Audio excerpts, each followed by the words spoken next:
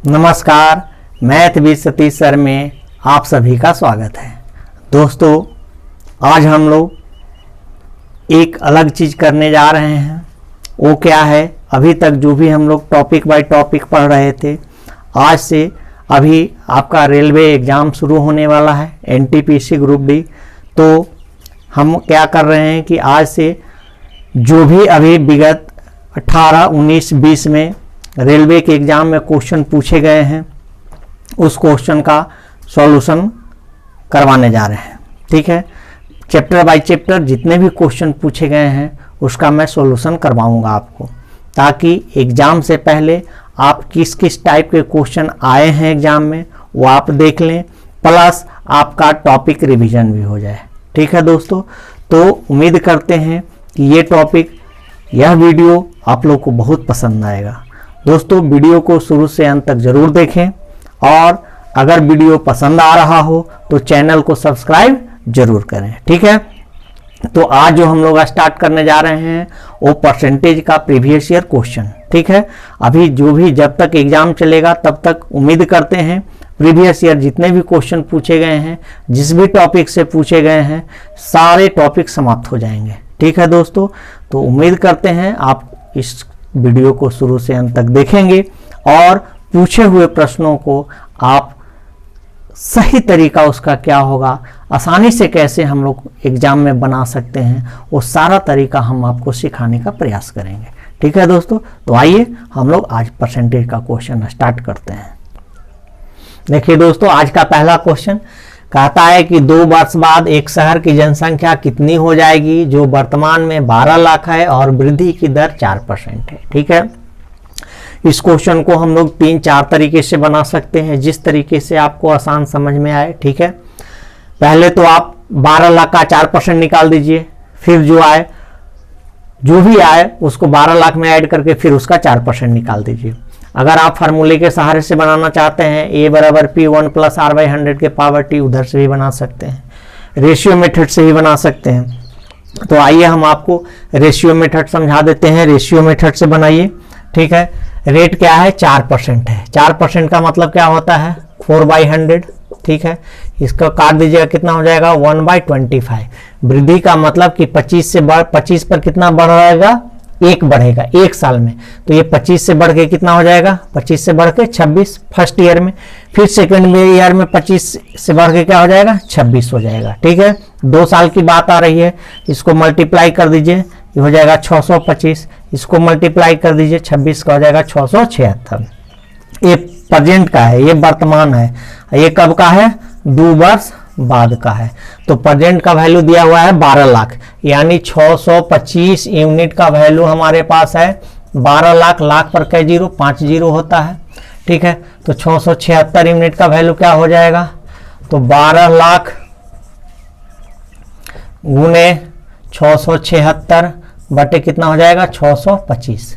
ठीक है दोस्तों, अब इसको काट दीजिए, 25 से कटेगा, 25 को 25 को 25 से मल्टीप्लाई करते हैं, 625 होता है। 25 से इसको भाग दे दीजिए, 25 चौके 100 और 25 8 200, यानी ऊपर आ गया 48,000। फिर 25 से इसको डिवाइड करा दीजिए, 25 से ये कटेगा, लास्ट में 3 जीरो है, तो 25 से कम 25, बच गया 23, 230, 25 नमा 2 25, बच गया 5, यानी आ गया 1950। अब जो होगा, यानी 1950 को 676 से मल्टीप्लाई कर दीजिए, आ जाएगा कितना आएगा? मल्टीप्लाई करके चेक कर लीजिएगा आप, 1 2 12 97 920। ठीक है, यही आपका आंसर होगा। मल्टीप्लाई तो आपको कराना होगा, आप जिस विधि से कराना पसंद करते हैं करा लीजिए। आपका आंसर आएगा 1297920, यही आपका आंसर होगा। ठीक है, अगर आप दूसरे तरीका से बनाना चाहते हैं, ठीक है, तो अगर फार्मूले से, तो a बराबर P हो गया 12 लाख, काम वही होने वाला है 4/100, 25 चौके 100 काट दीजिएगा, आ जाएगा 12 लाख गुने 25 है 1 26, 26/25 गुने 26/25। ठीक है, मल्टीप्लाई आपको कराना ही होगा, किसी भी सूरत में आप मल्टीप्लाई से नहीं बच सकते हैं। ठीक है दोस्तों, उम्मीद करते हैं ये क्वेश्चन आपको समझ में आया होगा। तो आइए अब हम अगले क्वेश्चन की ओर बढ़ते हैं। देखिए दोस्तों, दूसरा क्वेश्चन कहता है कि एक गांव की जनसंख्या 18,000 से बढ़कर 22,500 हो गई, वृद्धि का प्रतिशत ज्ञात करें। ठीक है, यानी किस रेट से जनसंख्या इंक्रीज किया है वो आपको निकालना है। टाइम यहाँ पर अगर आपको देखने से लग रहा है कि टाइम नहीं दिया है, इसका मतलब है कि टाइम 1 ईयर की बात की जा रही है। तो देखिए ये क्वेश्चन बहुत ही आसान है और आप में से बहुत सारे बच्चे इसको बना भी लेंगे। ठीक है, चलिए फिर भी मैं बता देता हूँ। पहले था 18,000, अब हो गया 22,500, तो कितना का वृद्धि हो गया, यानी 4500 का वृद्धि हो गया। ठीक है, तो वृद्धि हम लोग परसेंट कैसे निकालते हैं, वृद्धि परसेंट बराबर वृद्धि गुने 100 अब बटे कितना हो जाएगा 18,000, होगा कि नहीं होगा। चलिए 3 जीरो से 3 जीरो उड़ा दीजिए, 3 जीरो कैंसिल आउट। 18 देखिए 18 9 दूनी 18, 9 पचे 45, कट गया, यानी कै परसेंट आ गया, 25% आ गया। ठीक है, तो ये तो बहुत आसान सा सवाल था, तो इसमें समझाने की जरूरत है नहीं, बस वृद्धि निकाल दिए और वृद्धि परसेंट निकाल दिए। ठीक है, तो चलिए आइए अगला क्वेश्चन देखते हैं। देखिए दोस्तों अगला क्वेश्चन, ठीक है, कहता है कि ये गांव में 200 व्यक्तियों में से 111 साक्षर हैं, तो गांव में अशिक्षित लोगों का प्रतिशत क्या है। ठीक है, अभी ऐसा मत समझिएगा कि सर सिर्फ आसान आसान क्वेश्चन बता रहे हैं, आसान से बढ़ेंगे और आगे टफ क्वेश्चन आपको हम कराएंगे। ठीक है, तो चलिए, ये ऐसा नहीं है कि आसान है तो आपके एग्जाम में नहीं आया है, ये भी सारा क्वेश्चन एग्जाम का पूछा हुआ है। तो कहता है कि 200 व्यक्ति है, 200 व्यक्ति में से कितने लोग साक्षर हैं, 111, तो अशिक्षित कितने हैं, तो घटा दीजिए, घटाइएगा यहाँ से यहाँ, 200 में से 111 घटा दीजिएगा, कितना आएगा, अगर 110 घटाते तो 90 बचता, एक और घट गया यानी 89 हो गया। ठीक है, तो 89 लोग जो है पढ़े लिखे नहीं है। तो कहता है कि अशिक्षित लोगों का प्रतिशत क्या है, तो प्रतिशत बराबर 89 लोग पढ़े लिखे नहीं है, कितने में, 200 में। ठीक है ना, गुने क्या कर लेंगे, गुने 100 कर देंगे, 2 जीरो कैंसिल आउट हो गया, 89/2। अब वहां पे ऑप्शन देख लीजिएगा कि पॉइंट में है कि मिक्स फ्रैक्शन में है, कैसे दिया गया है। ठीक है, 4 ये हो गया 4 44 88 1/2%। ठीक है ना, 44 इंटीजर 1/2%। ठीक है, उम्मीद करते हैं आपको समझ में आया होगा, इसमें कुछ है नहीं। कहता है कि टोटल 200 जनसंख्या है, 200 में से 111 लोग पढ़े लिखे हैं, तो जो बच गए वो क्या हो गए, अनपढ़ हो गए यानी अशिक्षित हो गए। तो अशिक्षित का परसेंटेज पूछा था, जो कि आपका आ गया 44 इंटीजर 1/2%। ठीक है, उम्मीद करते हैं समझ में आया होगा। तो चलिए आइए अगला क्वेश्चन देखते हैं। देखिए दोस्तों अगला क्वेश्चन कहता है एक कस्बे की 5% जनसंख्या की किसी महामारी में मृत्यु हो जाती है और बची हुई जनसंख्या में से 8% घबराकर कस्बे को छोड़कर चले जाते हैं। यदि कस्बे की कुल जनसंख्या अभी 88,274 है तो प्रारंभ में कस्बे की कुल जनसंख्या क्या थी। ठीक है दोस्तों, तो देखिए कहता है कि जो भी जनसंख्या है उसका 5% का हो गया, मर गया, और कहता है कि बची हुई जनसंख्या यानी मरने के बाद अब जो जनसंख्या बचा उसमें से 8% लोग क्या हुए, घर छोड़ के भाग गए। ठीक है, अब कहता है कि भागने के बाद उस कस्बे की जनसंख्या जो बच रही है 88,274 है, तो प्रारंभ में जनसंख्या क्या था। ठीक है, अब देखिए इसको रेशियो मेथड से बनाइएगा तो भी आसानी से बनेगा। 5% का मतलब क्या होता है, 5% का मतलब 5/100 यानी 1/20, 20 में 1 का कमी हो गया यानी 20 में से 1 भाग गया, तो सॉरी 1 मर गया, तो बचा कितना, 19। उसी प्रकार 8% का मतलब क्या होता है, 8/100 काट दीजिएगा, 2 कितना हो जाएगा, 25 आ जाएगा। इसका मतलब क्या है कि हर 25 में 2 व्यक्ति घर छोड़ के कहाँ हो गए, भाग गए। हर 25 में 2 व्यक्ति क्या हो गए, घर छोड़ के भाग गए, तो 25 के जगह पे अब कितने बचे, 23 बचे। ठीक है दोस्तों, यही है। अब हमारा देख रहे हैं कि ये जो है ये प्रारंभ की बात हो रही है और ये बाद की बात हो रही है। तो प्रारंभ में कितने हो गए, तो इसको मल्टीप्लाई कर दीजिए एक साथ, तो 25 दूनी 50, यानी 500 हो गया।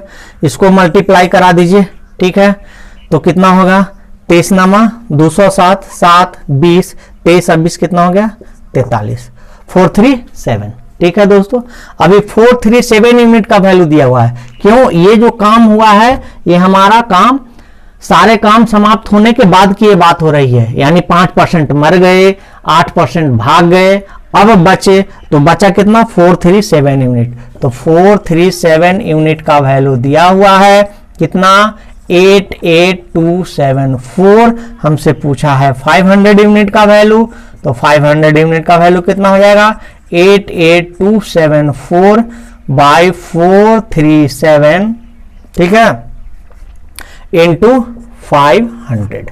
ठीक है, डिवाइड करा दीजिए। देखिए किससे कटेगा, ये तो 7 से कटेगा क्या, 7 दूनी 14, नहीं 7 से 4 3 7 7 14 नहीं कट रहा है, 3 से भी नहीं कट रहा है। इसका मतलब है 11 का डिविजिबिलिटी रूल, 7 4 11, 3 8, नहीं 7 4 2 6, 8 6 14, 8 7 15, 1 11 से भी डिवाइड नहीं हो रहा है, ये कटेगा हो, इससे आप काट लीजिएगा, 202 बार में कटेगा, और 202 को 5 से मल्टीप्लाई करा दीजिएगा, 1,01,000 आपका आंसर होगा। ठीक है, क्या समझाए फिर से समझ लीजिए। कहे कि जो भी जनसंख्या है उसका 5% महामारी से मर जाता है। 5% का मतलब 1/20, 20 का मतलब कि हर 20 में एक व्यक्ति क्या हो रहा है, मर रहा है। तो जब 20 में एक व्यक्ति मर गया तो बचा कितना, तो 19 बचा। अब कहता है कि जो शेष बचा है उसका 8% घर छोड़ के भाग जाता है डर से।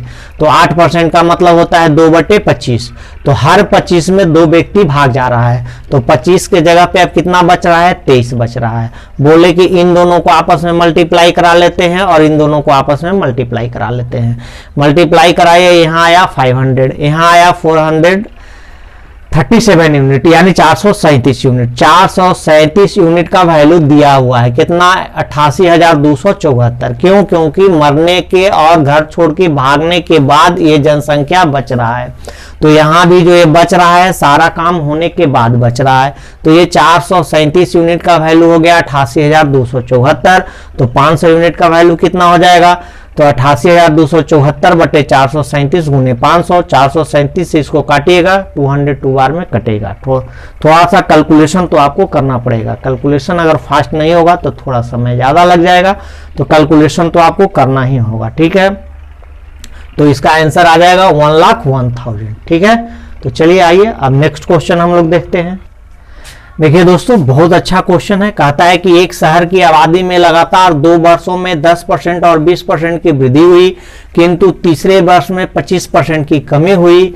तीसरे वर्ष में जनसंख्या और 3 वर्ष पूर्व की जनसंख्या का अनुपात क्या होगा, यानी अनुपात ज्ञात करें। ठीक है, तो बस जो तरीका हम आपको सिखा रहे हैं उस तरीका से एकदम आसानी से आप निकाल लेंगे। पहला साल 10%, तो 10% का मतलब क्या होता है, 10% का मतलब 10/100 यानी 1/10। 20% का मतलब क्या होता है, 20/100, इसका मतलब 1/5। फिर है 25%, 25% का मतलब क्या होता है, 25% की कमी हुई है। ठीक है, तो यहाँ लिखेंगे 25/100 यानी 1/4। जहाँ पे कमी होता है वहाँ पे थोड़ा आप माइनस लगा लें अपने सुविधा के लिए, तो आसान होगा। अब देखिए यहाँ पर 10 में 1 बढ़ गया, यानी 10 से बढ़ के क्या हो गया 11 हो गया। यहाँ 5 में 1 बढ़ा, यानी 5 से बढ़ के क्या हो गया 6 हो गया। और यहाँ 4 में 1 की कमी हो गई है, तो 4 से यह हो गया कितना 3 हो गया। ठीक है, अब बोले कि इनको एक साथ मल्टीप्लाई करते हैं और इनको एक साथ मल्टीप्लाई करते हैं। अगर इसमें से यहाँ पर कुछ कैंसिल हो रहा है तो कट रहा है, तो काट के हम लोग छोटा कर लेते हैं, ताकि हमको कल सिंपल सी तरीका है, क्योंकि रेशियो निकालना है। तो जो भी हमको रेशियो आएगा, तो रेशियो हमेशा सिंपल फॉर्म में होता है। तो देखिए दोस्तों, ये कट रहा है 2 2 जा 4 और 2 3 जा 6। ठीक है, अब ये देख रहे हैं, और इसमें से यहाँ पर कोई कटने वाला नहीं है, तो 10 पचे 50, 50 दूनी कितना आ गया 100, यहाँ पर आ गया 3 तिया 9, 11 क्या हो गया 99, और यही हमारा क्या हो गया आंसर हो गया। कितना हो गया दोस्तों 100:99। तो क्वेश्चन देखने में बहुत टेढ़ा लग रहा था, लेकिन देखिए क्वेश्चन सेकंड में आपका बन चुका है। ठीक है, तो चलिए आइए अब हम लोग नेक्स्ट क्वेश्चन की ओर बढ़ते हैं।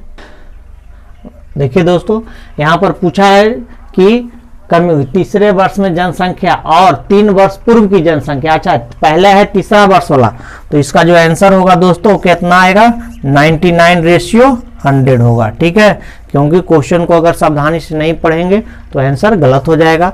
बैठाए हम लोग सारा सही है, लेकिन अगर ये आंसर कब सही हमारा होता, जब 3 वर्ष पहले का और वर्तमान का रेशियो अगर पूछता तब आंसर 100:99 होता।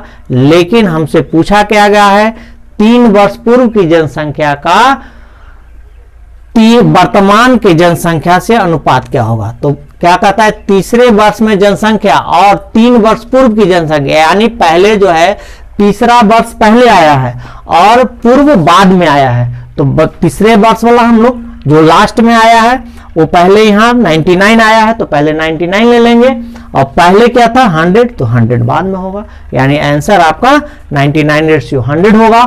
ऑप्शन दोनों ही वहां पर लिखा रहता है, ऑप्शन जहां भी देखिएगा क्वेश्चन को देखिएगा ऑप्शन दोनों मिलेगा। तो इसलिए जब भी ऐसा क्वेश्चन आए आप सावधानी से आंसर मारें, नहीं तो आपका बनाया हुआ क्वेश्चन भी क्या हो जाएगा गलत हो जाएगा। तो आइए अब हम लोग अगला क्वेश्चन देखते हैं। देखिए दोस्तों, अगला क्वेश्चन ठीक है, कहता है कि एक शहर की 62% जनसंख्या शिक्षित है, यदि शहर में अशिक्षित लोगों की संख्या 24,567 है तो शिक्षित लोगों की संख्या कितनी है। ठीक है, तो देखिए कुल जनसंख्या हमेशा 100% होता है दोस्तों, और 100% में से 62% क्या है पढ़े लिखे हैं। तो अगर देखिए शिक्षित हमारे पास शिक्षित अगर 62% है तो अशिक्षित कितना होगा अशिक्षित, तो टोटल 100% होता है। 100% में से 62% पढ़े लिखे हैं, इसका मतलब 38% क्या है पढ़े लिखे लोग नहीं हैं, और ये 38% का वैल्यू दिया हुआ है। तो 38% का वैल्यू अगर दिया हुआ है कितना 24,567, तो हमसे पूछा है कि शिक्षित लोगों की संख्या कितनी है। तो शिक्षित क्या परसेंट है 62%, तो 62% का वैल्यू क्या है, तो 24567 बाई 38 इंटू 62। ठीक है, काट दीजिए, 19 दूनी 38, 19 से कम 19 बच गया 5 55 है ना, 19 दूनी 38 बच गया 17, 19 दूनी 38 हाँ 17 176 176 19 बमन्ना से 19 71 से बच गया 5 19 तिया 57। ठीक है, कट गया 2 से, ये भी 31 बार में कट जाएगा दोस्तों। चलिए मल्टीप्लाई कर दीजिए, 31 तिया 93, कैरी आउट कितना 9, 31 नमा कितना हो गया 9 9 27 279, 279 में 279 में 9 जोड़ देंगे हो तो 288, 288 की 8 हाथ में रहल 28 और 31 दूनी 62, 62 और 8 70 और 20 90 0 9 31 दूनी 62, सॉरी 31 से कम 31 और 9 कितना हो गया 40, यानी आ जाएगा कितना 40,083। और इस क्वेश्चन का आंसर आपका यही होगा कितना 40,083। ठीक है, देखिए दोस्तों अगला क्वेश्चन कहता है 2018 में एक कॉलोनी की जनसंख्या 54,000 हो गई, जो 5% प्रति वर्ष की दर से बढ़ रही है। 2 साल पूर्व कॉलोनी की आबादी क्या थी। ठीक है, तो बस इसको भी आप दोनों ही तरीका 3 तरीका से बना सकते हैं, लेकिन हम सिर्फ एक तरीका आपको दिखा देते हैं और रेशियो मेथड। रेशियो मेथड से ज़्यादा क्वेश्चन हम आपको इसलिए बताने का प्रयास कर रहे हैं ताकि वो चीज़ आपको समझ में आ जाए, और वो आसान तरीका है। कहता है 5% प्रति वर्ष बढ़ रही है, तो 5% का मतलब क्या होता है दोस्तों, 5% का मतलब होता है 5/100, 5/100 का मतलब 1/20, यानी 20 से बढ़ के कितना हो जा रहा है, 21 हो जा रहा है पहला वर्ष में। फिर दूसरा वर्ष में कितना हो जाएगा, 20 से क्या हो जाएगा, 21 हो जाएगा। ठीक है, तो यानी कि अब ये मल्टीप्लाई इसको आपस में करते हैं और इसको मल्टीप्लाई करते हैं, ये हो गया 400, ये हो गया 441। ठीक है, अब कहता है कि 2018 में कॉलोनी की जनसंख्या 54,000 हो गई, जो 5% प्रति वर्ष की दर से बढ़ रही है। 2 साल पूर्व, यानी पहले का पूछ रहा है, ये वर्तमान हो गया, ये कब का है, ये वर्तमान है और ये पहले की है। तो पहले की जनसंख्या पूछा जा रहा है, तो वर्तमान का दिया हुआ है, तो 441 यूनिट का वैल्यू दिया हुआ है दोस्तों 54,000। ठीक है, तो एक यूनिट का वैल्यू क्या हो जाएगा, 54,000 बटे 441। ठीक है, अब देखिए दोस्तों हमसे पूछा है 400 यूनिट का वैल्यू क्या होगा, तो 400 यूनिट का वैल्यू क्या हो जाएगा, 54,000 इंटू 400 बाय 441। ठीक है, यही होगा। अब हम लोग देख रहे हैं कि किससे कैंसिल होगा, तो देख लेते हैं। 17 दूनी 34, 10 1। देखिए दोस्तों 9 से काट दीजिए, 9 से कटेगा, क्यों, डिविजिबिलिटी रूल का सहारा लीजिए। 441, 4 4 8 है, 1 9 और ऊपर भी 5 4 9, इसका मतलब 9 से कटेगा। 9 का डिविजिबिलिटी रूल यही कहता है, तो 9 से इसको काटिएगा। 9 चौके 36, 8 81, 9 नमा 81 हो गया। और ये 9 से कटेगा, 9 चौके 36 और 8 9 नमा 81, 9 छक 54, ऊपर आ गया 6,000।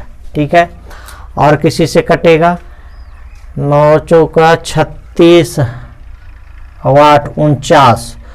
ठीक है, अब 49, तो ये पूरा तो नहीं कट रहा है, कैलकुलेशन लगता है कि कहीं ना कहीं क्वेश्चन में गड़बड़ है, क्योंकि 49 है। 49 आपका देखिए 7 से कटता है और 7 से पूरा कटने वाला है नहीं, और जनसंख्या पॉइंट में आएगा नहीं, तो कहीं ना कहीं कुछ एरर है।